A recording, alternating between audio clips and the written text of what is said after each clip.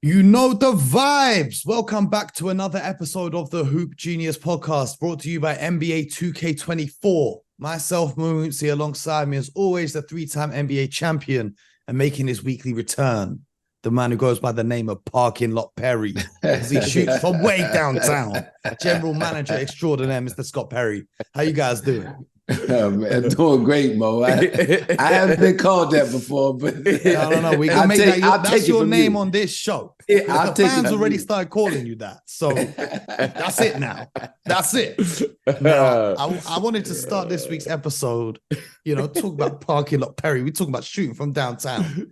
I wanted to get your list of the top 5 players right now in the NBA. If the game is on the line, who do you want taking that final shot? Mr. Perry, you go first. Few things that I'm looking for when I put my top 5 together.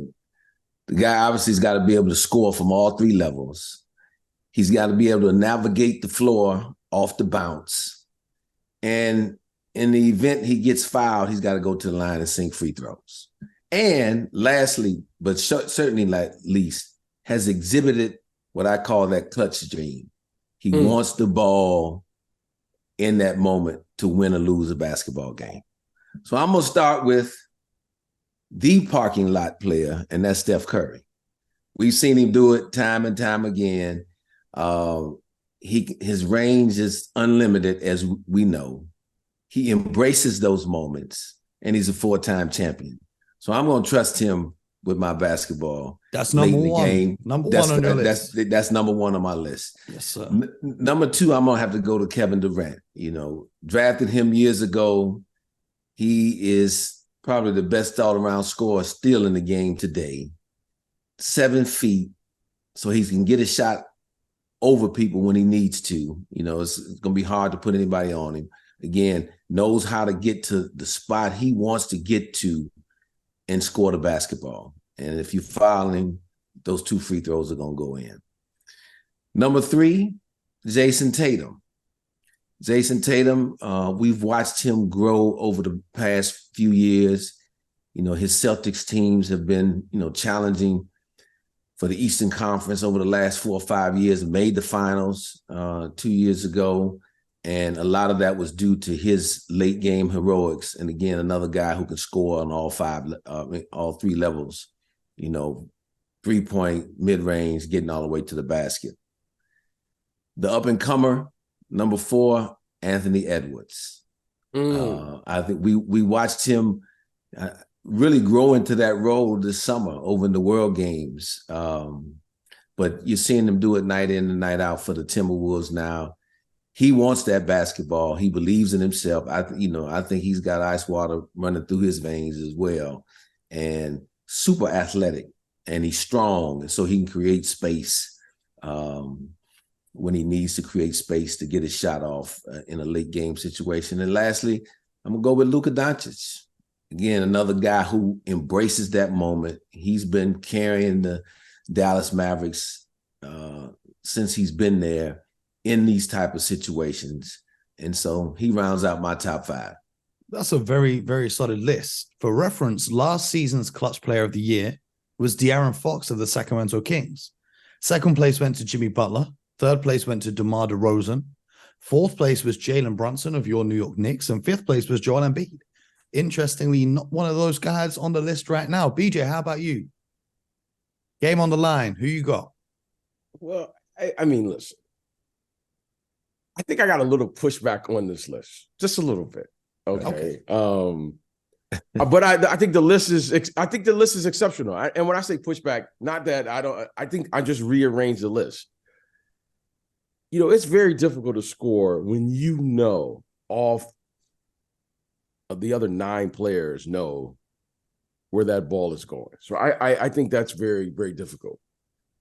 And as great of a shooter Steph Curry is, I think he probably has the most difficult out of the list because of his inability. He can't just post up and receive the ball below the free throw line in a high pressure situation, right? I don't think, probably on this list right now, there's only 2 players I feel that can actually receive the ball below the free throw line. Luka Doncic is so fascinating is because he's so strong. He fights for a position on the floor. And he probably learned that because he's probably the least athletic of everyone on the list. But my number one guy would be KD because he can just, he's open the moment he gets the ball. So KD, I think, would be number one for me at this particular time. Number two would probably be Luka Doncic. Okay. Reason being, he's probably the best guy on this list that can actually receive the ball, post up anybody, plays through the contact, and he's just an exceptional scorer from great distance, along with his ability to get to the basket, get to the free throw line, so forth and so on. Third on my list would be Ant-Man. Just because he's another guy now, a terrific athlete. However, he can score this basketball and he can get the ball below the free throw line. And we know he can take advantage and overwhelm you with this athletic ability. I think he's probably as fascinating. I thought about him and Devin Booker, but I think he may be able to play just a little bit through the contact and play and get to the line. But I wanted to just make sure, because Devin Booker is an exceptional scorer as well. Fourth on my list would be Curry. Just because he demands a double team, even though he can't just put him in isolation. He's not as good of an isolation player as the other guys. However, his ability to play off the ball in that system will cause havoc on the defense because of his ability to move without the ball. And you have Draymond and all the other things that they're doing for him. And I just think he is a phenomenal player, probably the end game, just with his ability to move around and play without the ball. And finally, I agree with Jason Tatum. Jason Tatum is a terrific offensive player. And he's shown his ability to catch the ball, score from different areas on the floor. I mean, he can score in the middle of the court, definitely on the side, so forth and so on. And he has exceptional size. I think the one thing you underestimate when you look at Jason Tatum is his length. I mean, Jason Tatum is probably, 6'9", 6'10", somewhere around there. Yeah. So, he's probably a smaller version of Kevin Durant right now. So I think the list, I agree with the list. Some of the guys I was thinking on the list, I was like, Jokic is one of the guys I was like struggling with. I mentioned Devin Booker, here earlier. Joel Embiid is another guy. Probably doesn't shoot it as well from the free throw line. But overall, I agree with the list as is. Yeah, that was one of the things that I kind of didn't take into account Embiid and Jokic, the post guys, because I was looking at it as someone's going to have to get them the basketball. Right. Right. So I kind of took them out, but love those guys in those situations. So I just took guys and I kind of took the question as the guy has the ball at the top of the key and we've kind of flattened the thing out. We've tried to, the ball is in the like they used to do for you all the time. Like we exactly. That's what we did. That's what we did for Parking Lot Ferry. That's what we did for Parking Lot Ferry. We just give him the ball. One full flat, huh? Exactly. Yeah. So I that's why I lean towards the guy who truly is a parking lot player. Exactly. I think it's interesting that, talking about those game winners and shooting from way deep, Dame Lillard didn't make either of your lists. Kyrie Irving, another player who's hit huge shots from the perimeter in his career. And you're right, taking the example of scoring from the perimeter. One interesting aspect to it is, BJ, your friend Trent Tucker, you have the Trent Tucker rule, where a player needs 0.3 seconds on the clock in order to get a catch and shoot off. But in a situation where it's 0.2 seconds, a player who's not on the list right now, but will be very soon, Wembanyama, we got to go there, because if it's 0.2 seconds and you need a tip in, ain't no one getting the ball from up in the sky like he is, right? I think to your point, Scott, Jokic has hit a bunch of shots. If you remember the Lakers series last year in the playoffs, I think he had like 3 or 4 shots at the buzzer at the end of various quarters, at the end of various shot clocks, where he's shooting like a one-legged 3-pointer after bringing the ball up, just fading away from the hoop. at a ridiculous rate. I think Shai Gilgeous-Alexander is another clutch player. I think it's very tough. I think it depends on the situation. Are you playing off a live ball? Are you playing off of inbounds? You know, what's the score? Do you need a 3? Do you need a 2? Like if it's a tie game, you just need a bucket. Maybe I won't have Steph Curry on my list, but if I'm down 3, I'd 100% have Steph Curry on my list. But those are the top 5 clutch players. Let us know in the Discord or on social media what you guys at home think. Who would be in your top 5 for the clutch players? Well, BJ, as you know, on Friday, we celebrated 25 years of NBA 2K. And over the weekend, my favorite game mode, My Team, released some new players. A new pack has come out with some new players in. We're going to run through the players that have been added that you can go and get on My Team now on NBA 2K24. I'm going to give you 7 names. And I'm going to ask you in true My Team fashion to create a starting 5. You think you're ready? I stay ready, Mo, so I'd have to get ready. We start off. I got 25 years in the game. Okay. I got 25 years in the game. We'll see how your squad does. We start off with a diamond, 92 overall rated Kevin Garnett, my favorite player. So, KG. We've also got some amethyst cards who are all 90 overall. We've got Lonzo Ball. We've got Rashard Lewis. We've got Hedo Turkoglu. And we've got Mikal Bridges. And then there's a couple Ruby players who are 87 overalls.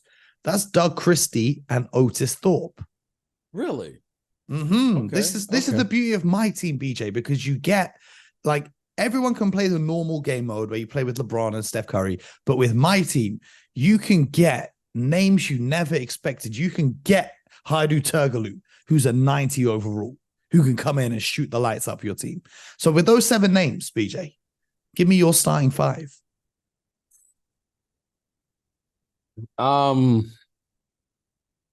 would imagine because of the game itself that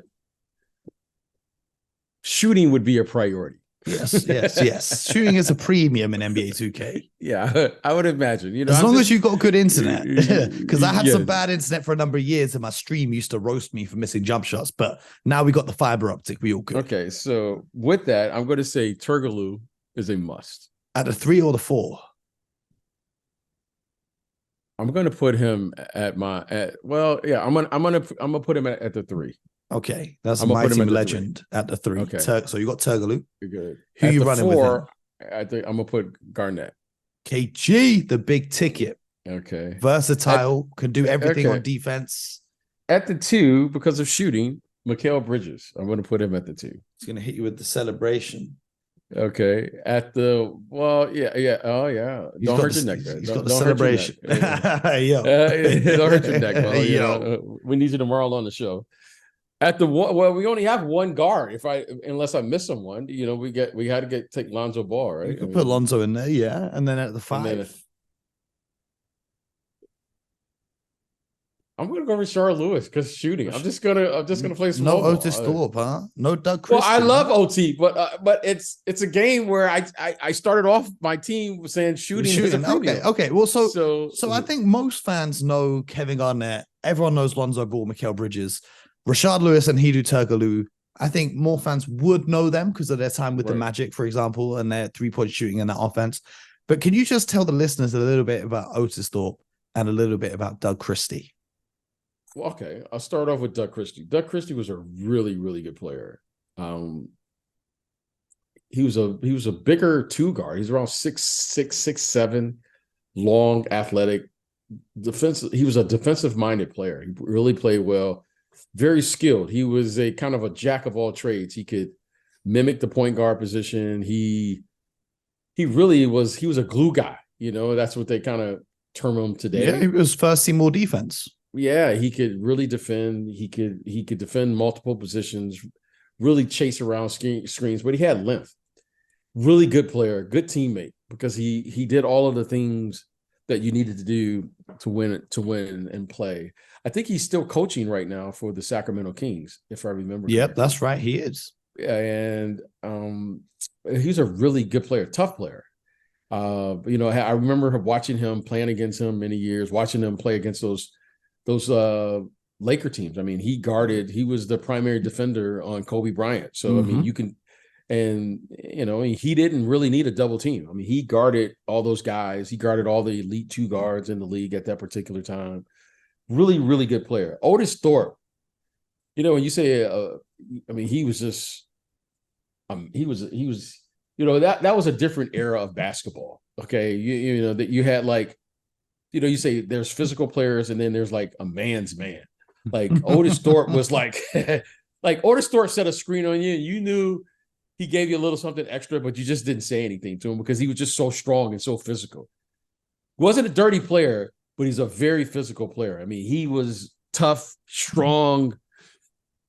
I mean, he probably doesn't like anybody who was less than 6'5". He's about 6'10". I mean, he would just crush you if you came in there. If you started trying to like go at like Kenny Smith and these guys and try to go at him, he would just lay you flat out. He was just brick wall Hall of Fame. Yeah, he was. He had huge hands. I remember he would always dunk. He would do like the Statue of Liberty dunk. He was just a physical player. I mean, he was a championship caliber player. I think he did win a championship. 94 Rockets. Yeah, he was a really. And then they traded him for Clyde Drexler the next year. He was a very good athlete. So think about how good you got to be traded for Clyde Drexler, right? Yeah. I mean, he was, like I said, he was a great complementary player to Akeem Olajuwon because if the game ever got physical, OT, that's what most of us called him. He would take care of all of the physical, the physical things that were happening during the course of the game. I mean, you had him, Charles Oakley, Buck Williams, all those guys were. I mean, they just lay you out. I mean, when you watch guys set screens today, and you just go, okay, what is this? I mean, these guys would set. They would just try to flatten you out. You know what I mean? You had the Rick Mahorns, Jeff Rulins, all those guys, Well, you need those as much as you need shooting in my team. You need those screen sets to get open for the threes. Yeah, if you're a point guard, you've got to get open. Those guys made sure they got you open. I can tell you that. Absolutely. Those are two really good players that played in that era. Probably not as well known as some of the others, but very well respected and throughout the league. And certainly it was a joy playing against both of them. Well, if you want to play with these guys, make sure you hit the link in the description to get your copy of NBA 2K24. Hit me on PlayStation. You can run online with me, and I'll see you guys on the court. Now, Scott, we've got you on the show. We're very thankful to have you here. And you obviously recently spent a lot of time as a general manager in and around the association. So BJ and I want to use this opportunity to share your insight with the fans as much as possible. And I've got a question. We all know what GMs do when it comes to the draft process and scouting talent, or when it comes to the trade deadline. But at a time of year like this, right? It's like a couple weeks into the season. You're still evaluating where your team's at. As BJ says, you need 20, 25 games to figure them out. It's too far away from the trade deadline, perhaps, to start looking at moves. But what does the day-to-day look like for a general manager in the NBA at this time of year, in between kind of November, December, January? Well, first of all, Mo, I would say it's not too early to start looking at potential moves. See, once you get into training camp, as you mentioned, your work from the summer is complete. You've executed your draft, you've done your free agent signings, and whatever trades, if you've done any trades, have occurred. So now you're around your team every single day throughout training camp, throughout the preseason. I was always huge, and this goes back to when I first started in the NBA in Detroit.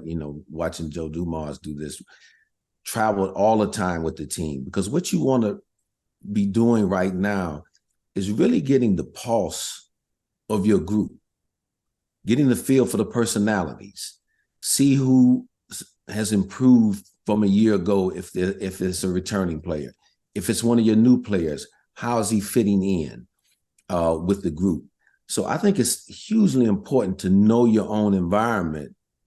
And this is the time that you're doing that, to really, hone in on that aspect of the job, so that as you start looking ahead to what you may need to bring in, what may not be fitting with your roster, who you may be looking to move out, that is going on right now. Also, I think you start preparing a series of meetings with your pro scouts and making sure that they're out watching a lot of pro basketball right now, getting a lot of intel on the various players that they're seeing around the team, and kind of gleaning and gathering information about who may be potentially on the trade block. I think that's an important thing. So this is the big part of your job right now. You're not really dialed in heavy to the scouting part of college basketball, even though college basketball is getting ready to get started. I would be having meetings with college scouts just to kind of find out who's going to be on the radar. You start developing your schedule to how you can fit in opportunities to go out and scout collegiate players for the draft that will be, forthcoming in about 7 or 8 months from now. So a lot of that's going on now, but again, really singular focused on understanding your team, where you're at, where that potential is to go, and what you're going to need to add if you're going to make a big push, if you're trying to make a big push later in the year and have a deep playoff run. BJ, some of the listeners may not know you also spent some time in an NBA front office. You spent some time with the Bulls, working as a special assistant to Jerry Krause, and amongst other roles that you did over there. What was your kind of day-to-day during the regular season looking like?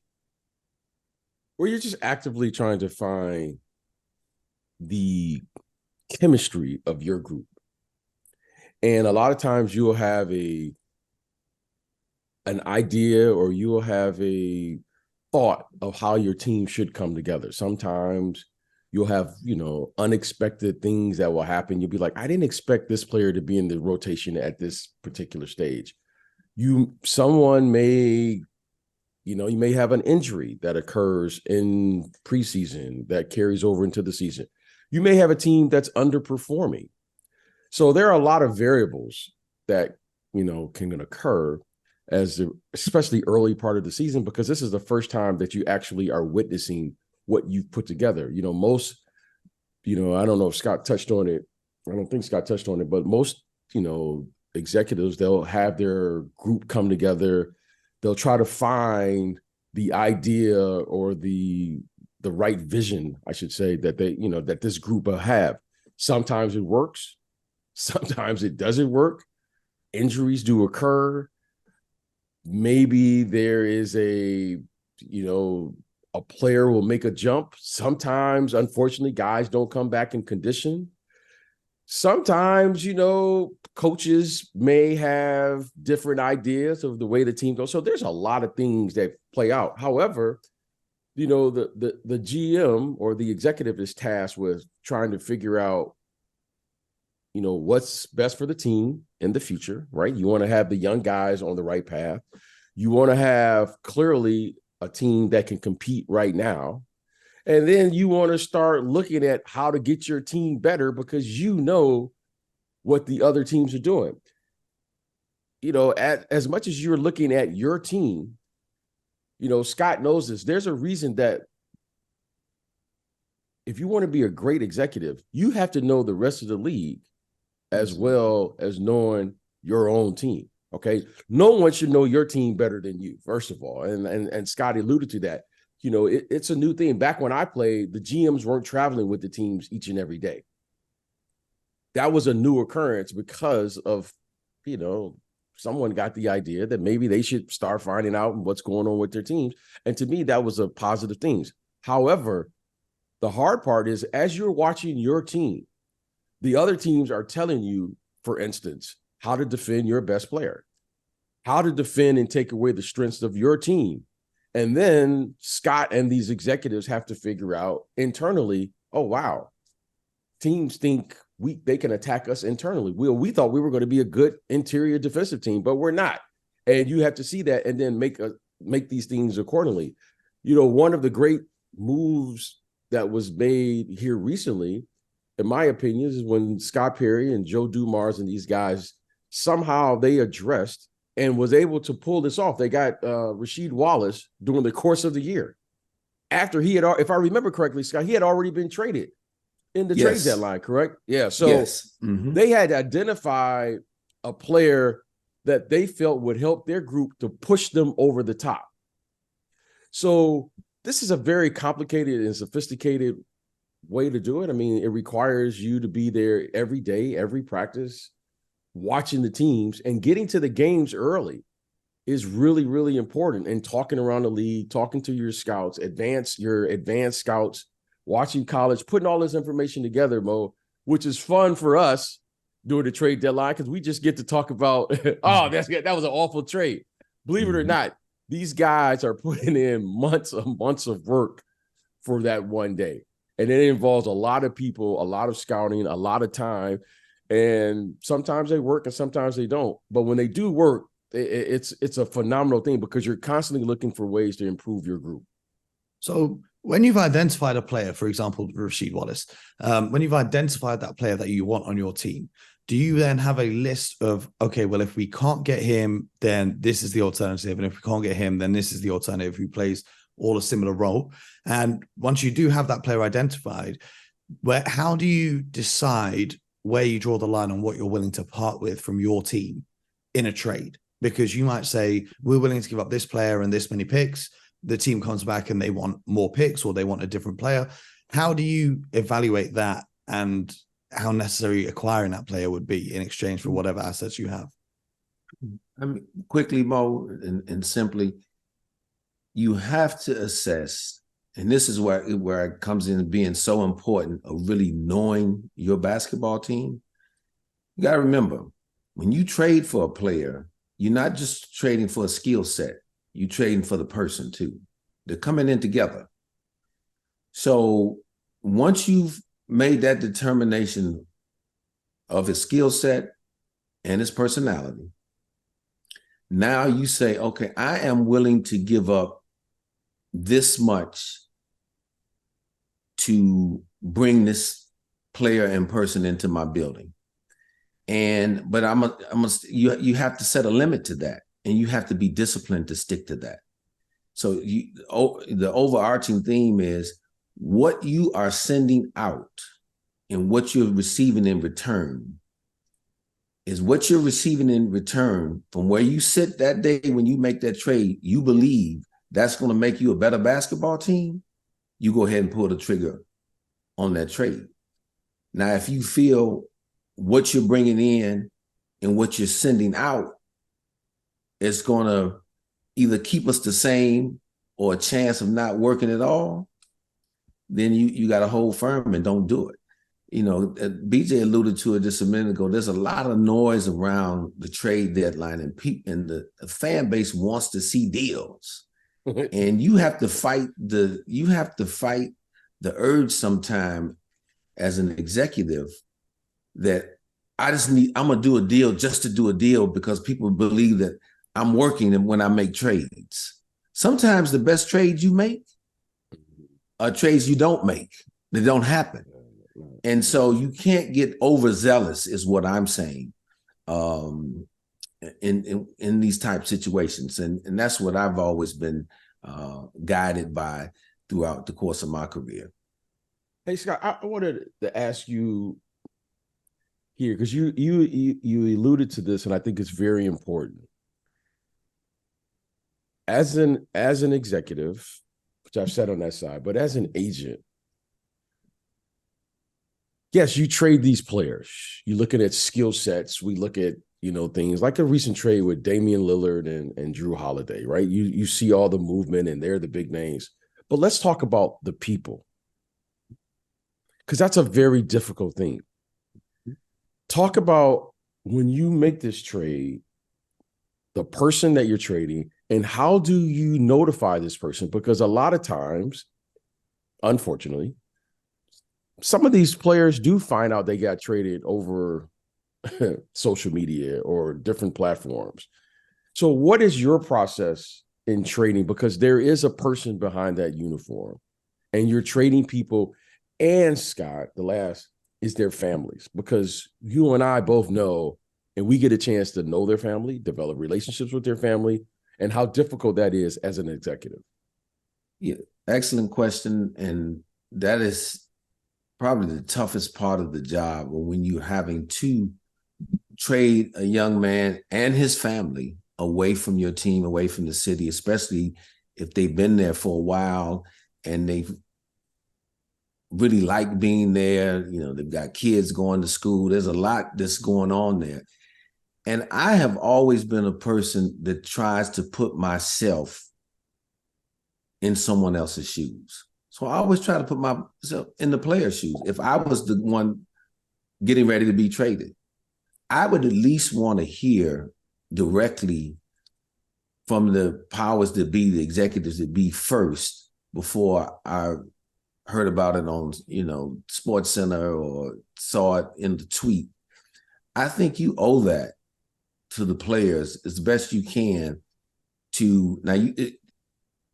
You can't control when you're having conversations with other teams and you say you maybe let his agent know what's going on, what they're going to do with that information. I try to always, in conversations though, during a trade with that particular team or teams, if it's a multi-team trade, and his agent, look, the first that needs to know about this is the player himself. And, and we're notifying the agent out of respect to that player so that he knows, because he has a job.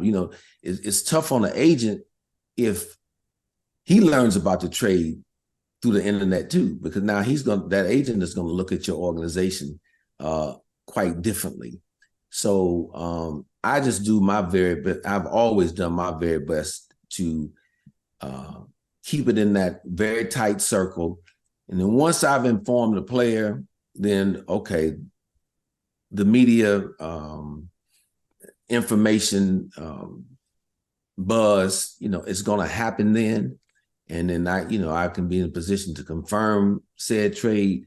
But I think it is ultimately, it says a lot about your organization to me, if you're able to and make it a practice at talking to these players first, so that they know what's going to happen. You can, wish them well. You can explain to them you're thinking if they want that explanation. Usually, they don't. But the guys that I've been in position of traded have been very appreciative that they had heard from me first before reading about it on social media.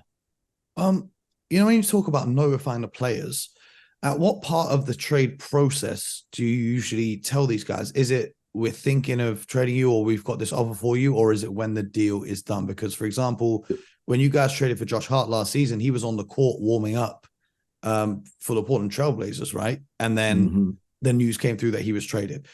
So at what stage in the process do you actually let them know that there might be a move or there is a move? I would never tell a player before a deal is agreed upon or agreed upon in principle. Because what you don't want to do is go to the player and say, hey, we're going to trade you to team A over here. And then 12 hours later, team A backs out the deal and the player is still with you.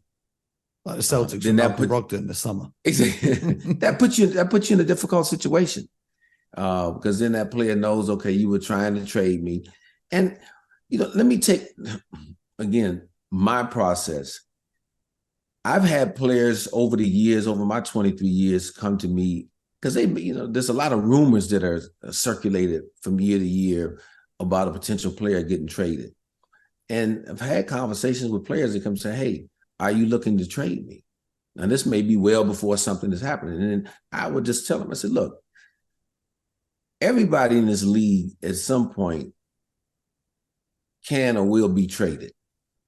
And I said, if there are people that are interested in you, don't, take that as a good thing. What you don't want is when nobody's calling interested in trading for you. That means you have no market value. You probably will be out the league.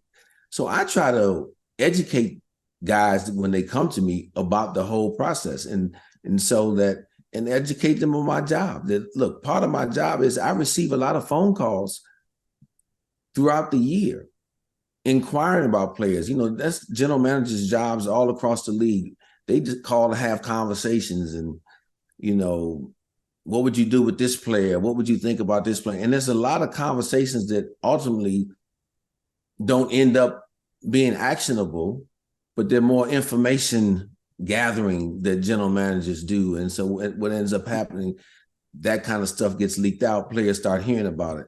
So I just, again, I'm always been a person believe in telling the truth, telling it like it is. And I know that is contrary to what a lot of people hear, that maybe a lot of guys aren't being very truthful. I just find that's been my lane. I'm gonna always be upfront with these players and their representatives and let the chips fall where they may from there.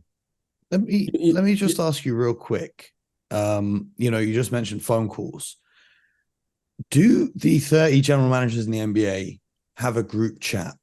And anyone ever put in, we're willing to move these 2 second-round picks in 2027. Does anyone want them? Or is it always direct phone calls? No, because if I was a GM, I'm just making a group chat. Who wants these picks? Give me your best offer.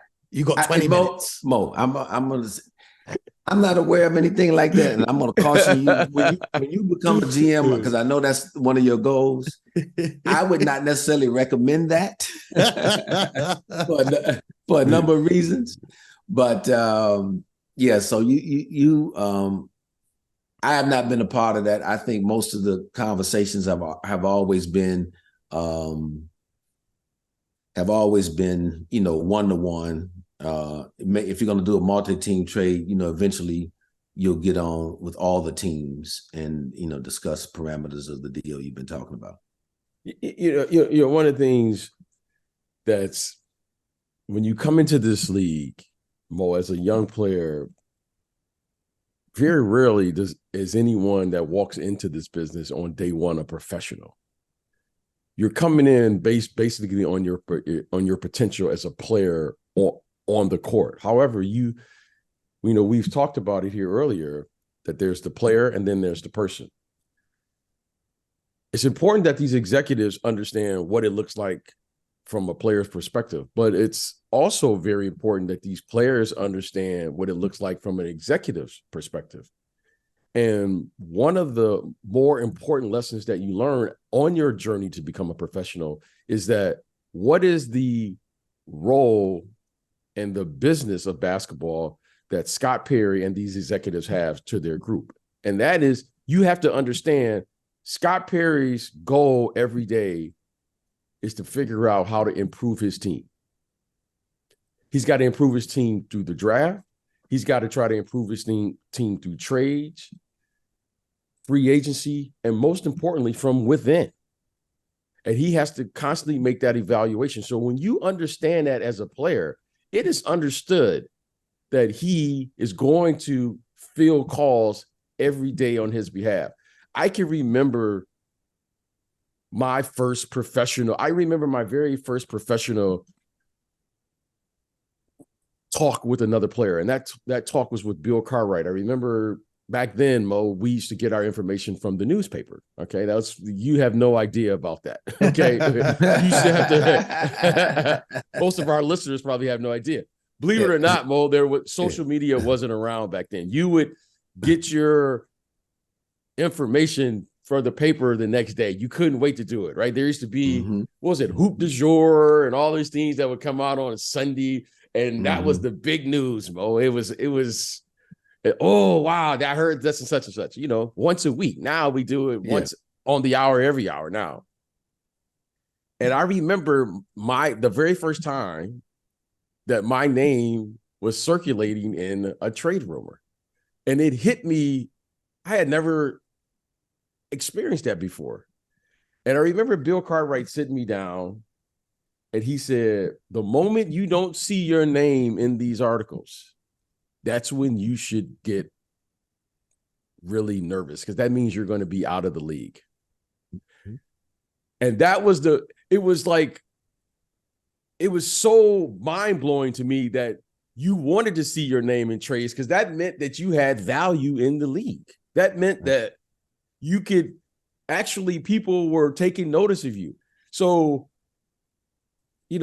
players, when I see players get upset about getting traded, I always think, wow, no one has taken the time to explain to them what it means to be a professional in this league, because there's only so many jobs. So from that moment on, I always took it from that moment on. That happened in my rookie year. I always tried to get my name in the trade conversations, because that meant that I was doing something right. And I always wanted to make it for the executives that I played for to say, no, we value him here. Because when they don't call and ask about you, that's a bad thing, because now you've probably made a mistake in drafting that player. And then Mo, that second round pick, Mo, that you're trying to get rid of in a group chat. No one's even biting on that. Okay. That group chat's not gonna help you, Mo. It's not gonna help you.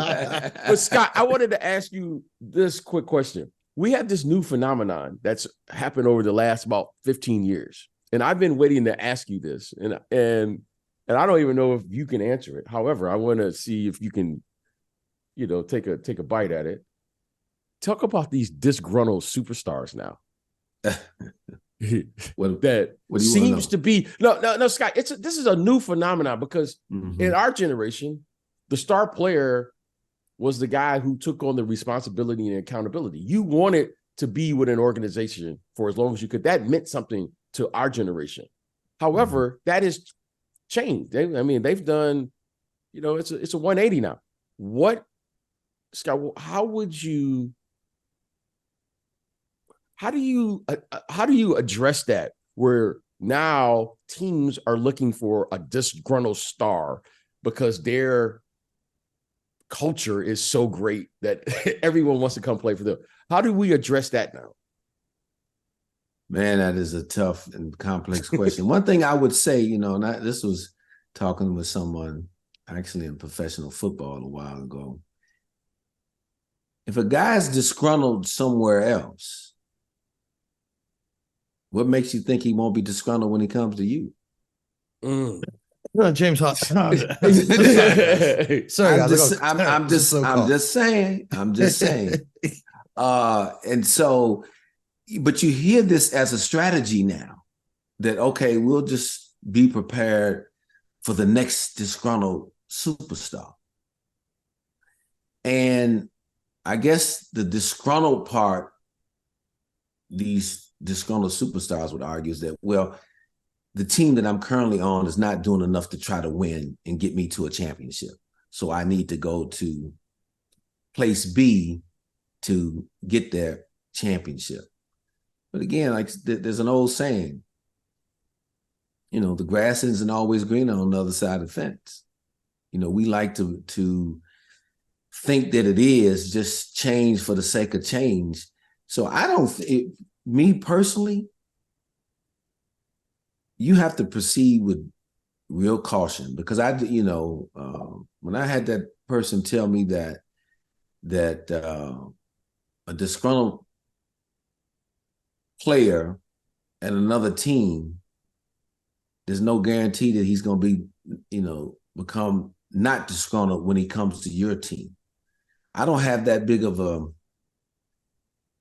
I have a strong belief in the environments that I've always been a part of, and tried to help fostering and building a great, everybody uses that word culture, but a great place to go to work on a daily basis. Let's put it that way. So I have extreme confidence in that, in my ability, but I don't have the arrogance necessarily to believe that, okay, that the guy's going to come to our place and he's going to be just happy, because I like when players and people in general try to figure out how they can make the most of the situation they're in. And when you look at these disgruntled stars, how many of them have left a situation where everything was catered around them and to them, and gone to the new situation and it was the exact same thing for them? Very rarely does that happen. They're looking for something. They want to move to the new place, but yet bring all of the attention and all the things they were getting at the old place of being, quote unquote, the star of that team. But when they go to the new team, it's not quite the same for them. It's been very rare, And, everyone likes to look back at LeBron years ago, but LeBron left as a free agent when he went to Miami. That's different. He went there. That was a choice that he was able to make. But the guys that have been traded, I've been part of, Dwight Howard, when he first got to Orlando. He was the Orlando Magic when we were coming in the door. Ever since Dwight, wanted to be traded and been gone from there. Again, not to pick on him, but what does his career look like? He's been searching for what he had in Orlando the entire time. So, interesting dynamic. I hope that answered that question well enough. Absolutely. I mean, it's one of those things that you've seen and we're continuing to see. And it's kind of like, oh, yeah, that's just like part of the NBA culture. However, we all know in the business how difficult that is to establish the dynamics to build a team around a player, whether he gets traded at the trade deadline or a big trade in the summer or what have you. That's an interesting dynamic because you're bringing, when to get these players, first of all, because we value them or look at them as superstars. So you got to give up a substantial amount, whether it's multiple players like we just saw with James Harden. And you look at Philadelphia right now. Philadelphia, arguably, Scott, might be the best team in the Eastern Conference right now. Well, so absolutely. A lot of times you're better by subtraction with these trades. So this is very complex, but I think you touched on it. I mean, it's fun for us and the fans and talking, and it gives us things to talk about and gets big headlines. However, very rarely do these things succeed because of everything that you alluded to. Well, this is what I wanted to get to. Every week we come here and we talk about the team or the player that we're going to focus on looking at in the upcoming week. And for me, that has to be the LA Clippers. The Sixers are on like a 7-game undefeated stretch. Meanwhile, James Harden and the Clippers are 0-4 since he arrived there. I want to know from you guys, do you think, I know it's going to take time for them to gel and find out how they're going to play, and you can't expect instant results. But from what you've seen so far, do you think this is going to work out at all and the Clippers are really going to make a deep playoff run? Or are the early signs already showing you that this just is not a good fit? Well, I'm going to say, first of all, I'm not going to push the panic button yet. 3 games in. Super early. But I do have concerns right now. And one of the, because as I look at this team now, you've got 4 star players, arguably all will be Hall of Famers one day. But the youngest of them is Kawhi Leonard at 32 years old. None of them I would deem are in their prime. So that's the first concern that I have. Number 2, who's the leader on the floor for the group? See, a lot is being put on Ty Lue to provide the leadership, and Ty's an excellent coach, one of the top coaches in the league. But it's a lot to ask of him when you don't have a natural leader on the floor. Who of those 4 guys, I ask you guys, is the vocal leader of that team to bring guys together? It can't, James Harden's coming in the door and he's talking about that he is the system. So, I mean, he's not going to, and he's been to, his 3rd, 4th team in 2 years or whatever. So he's not going to be able to be that. Russell Westbrook is playing his heart out, and Russ is who he is. He is a high-level competitor. But can he bring that group together? Kawhi Leonard, I think, is the most talented of the group, and he's the one who's been a champion of that group, but he's quiet by nature, and he's been injured a lot. So, again, unless he can really stay healthy for the entire season, maybe he can grow into that role a little more. And then, Paul George, a very talented player, but he's never been a leader of a team that's gone deep into deep into the playoffs. So that's Well, concerning for me. the Eastern Conference Finals when he was on the Pacers. Yeah, but he had a good balanced group there with the Pacers. At least, that the big fella Roy Hibbert was there at that time. You had David West, who really was the leader of that team and brought the toughness and edge and allowed Paul to be that talent. And, they were very well coached as well. So, and then I would just also worry a little bit about them defensively at the starting five as a group. And as I watch them, they're going to have to figure out, because I agree in starting all four of them together. I don't think you can ask any of those guys to come off the bench right now. But I do think you got to figure out the division of labor between Harden and Westbrook in terms of who's going to anchor that second unit. Which guy are you going to take out earlier during the course of the game so that he can get more minutes with the second group and really anchor that group? And that's the question that they're going to have to answer. So they can get a lot out of that second unit brigade as well, and allow that player to maybe express himself more during those minutes versus when all four of them are together. Yeah, I would piggyback on that and say the following. If you're going to be a good team, and the Clippers are a team at the beginning of the year, some thought that they could compete with the group that they currently had coming out of the Western Conference. When you look at their team, certainly we can all say, I think there was an argument to be made that they were as good as anybody in the Western Conference. They can the at least issue match has just been health.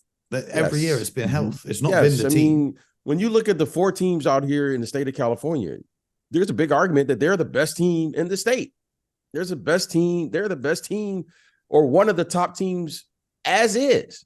Certainly now, suddenly they make this trade with James Harden 3 or 4 games into the season, and all of a sudden you're saying, okay, if you're going to be a good team, there are 3 essential qualities you have to have. You have to be able to defend. You have to be able to secure the rebound after that great defensive possession, and you have to be able to share the ball. And by the way, we're bringing in a player who hasn't had any training camp at all. Didn't go to training camp. I think he may have showed up, but he sat on the sideline. He's coming to a new team. Now we don't know who's the leader, who's the distributor, who's the secondary scorer, how are we going to trade, da-da-da. And by the way, things happen. Plumlee gets hurt, if I remember correctly. He's going to be out for a length of time now with the injury. So suddenly now, this was a big team just 2 weeks ago with their size and length. And all of a sudden now with James Harden in the starting lineup, now they are a little team. Last night I saw they took Zubac out and they went with man, I think, in the second half, and they were down big.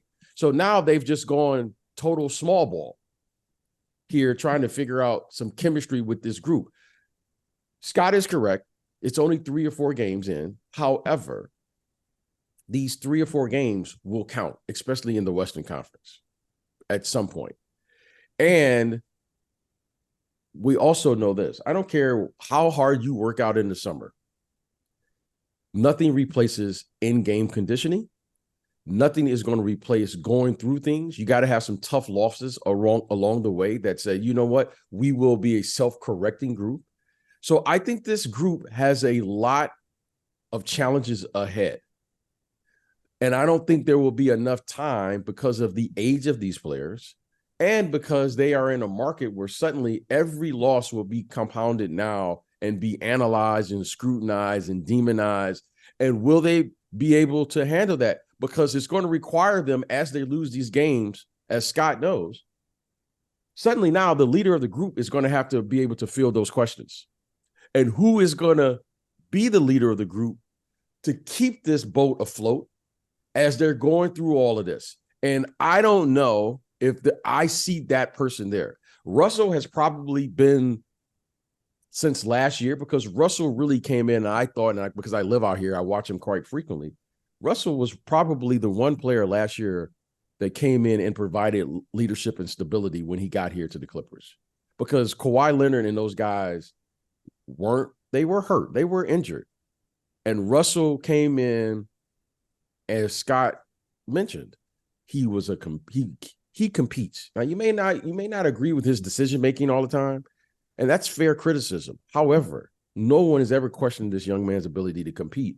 And he's been a leader when he gets on the floor because he competes at such a high level.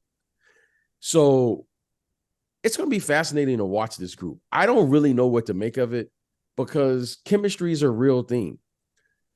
Being able to know your position on a team, especially when you have the talent to go get 20-25, someone's going to have to take a step back because you can't have those four guys out there playing your turn, my turn type basketball. Even though I know we focus on the James Harden, I don't know, it probably will turn into something on social media. He is a system. Well, believe it or not, when you're talking about winning a championship, though, you become a well-oiled machine. Everyone takes their role because you don't know when you have to defer. You don't know when you have to step up. And if you just look, they look just right across the locker room. We all have an example. When Shaq and Kobe were together, there was always a debate who was one and who was two. But the reason they were able to win, consecutive championships with that group was because they were able to figure out when they were together who was one and who was 1A. And a lot of times, you would like to have a player who's just your best player and all the times, but sometimes in some series that doesn't occur. So you need different roles and different players to be flexible enough to step into different roles if you're going to have a successful group. Absolutely. Scott, who's the team or the player that you're going to be looking at this week with a keen eye on? Well, last week it was the Clippers. This week for me, and I may surprise you guys, it's the Indiana Pacers. I'm so glad because I've been telling everyone they are my league pass team right now. They are so exciting. I want to hear why. They put up 150 a game, but Scott, tell me why. No, here's why. Currently, they're in first place in the Central Division. I know it's early. They're in third place in the Eastern Conference as a whole. I want to see, are they for real? They're leading the league in scoring right now. They have 7 guys averaging double figures right now. And the 8th and 9th players are both at 9 points a game. So they're getting scoring from a little bit of everybody. Obviously, Tyrese Halliburton is having a terrific year. But I want to see, can they grind out some wins? Can they, how can they defend? Is this sustainable the way they're playing? They're winning with offensive basketball right now. And I want to watch them a little closer to see how they are defensively as a group and their ability to be able to grind out wins. I'm not sure of that yet. So I'm going to be watching them this week to see if they're just early season pretenders or if they're going to be around for the long haul and figure out a way to get into the playoff mix in the East. Well, that's a great call. And that's definitely one of the teams I'll be checking out this week. So actually, I have 2 teams, but I just want to mention this one team. Now I want to see if the Sixers are going to take the next step. I do want to see if they're going to now send a message to the rest of the league. Do they just have a good week or so? Or are they going to say, no, this is who we are? I definitely want to watch the Sixers because Joel Embiid and this kid, Tyrese Maxey, Mo knows I'm a huge Tyrese Maxey fan. And I love watching young players take the word potential off their name. Tyrese Maxey, I think the kid is an all-star. And to watch him now take this leap has been fun. However, the team, as that surprised me what Scott said, here's a team that I'm really looking at, the Houston Rockets. Mm-hmm. Yeah. Because Emi Udoka, there's a term that your generation says, Mo, do you feel me? Suddenly, This Houston Rockets team, they're being held accountable. And to me, it's like one of the more beautiful things that I've seen.